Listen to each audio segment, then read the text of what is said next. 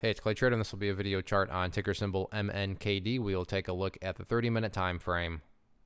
Real quick, what do I mean by 30-minute in case maybe you're new to charts? Instead of each one of these candlesticks here representing 1 day's worth of price action, which is what you would normally see, each one represents 30 minutes. So while this here may look like several days worth of time, it's actually just today's price action broken down into 30-minute time slices. I like to this time frame. I think does a good job of telling the quote-unquote story of the price, and then makes mapping out levels of support and resistance a bit easier to see. I did this analysis a few days ago, so that's where these red and green lines are coming from. But after today's price movement, definitely some updates here need to be made. So the first thing I'm going to do is a little house cleaning, and that's just get rid of this line down here. Yeah, it still pertains, but in the spirit from a presentation standpoint of not wanting to have a million lines everywhere that can cause clutter and confusion, just want to try to keep this as clean as possible.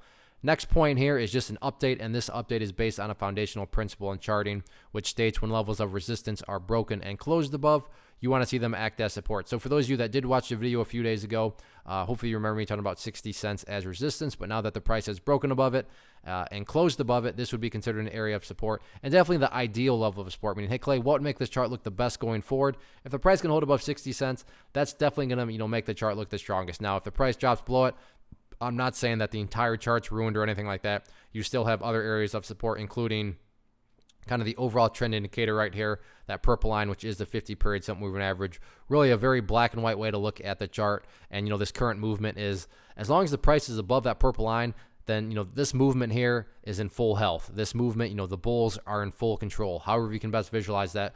But that is essentially what that purple line is measuring. Is the price put in higher lows or isn't it? And if price is put in higher lows as time goes by, well, then that's how uptrends are, constructed. And that's what bullish movements are, right? Long-term uptrends. Now, what about levels of resistance? If this movement is going to continue upwards, where are some of these next battlegrounds at? First level is just where, if you're watching level 2 today, then I'm sure you notice it multiple times, but 66 cents, you can see bulls try to push up through there quite a few times, but each and every time the bears did knock it back down. So that'll be the initial level of resistance. Next one after that, scrunch up a chart here.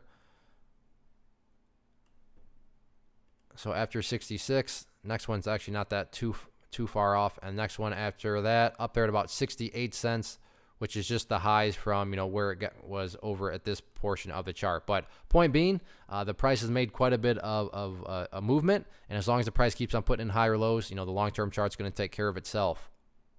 One of the most popular questions I get is, hey Clay, how do you find the stocks that you trade? So what I've done is put together this free resource guide where I talk about the tools that I use to locate stocks that I find interesting and think may have potential. So if that sounds like something that could add value to you as a trader, then by all means, click right there to get access to the guide. The guide itself is very short and to the point, and like I say, it is free. Thanks for watching. Have a good one.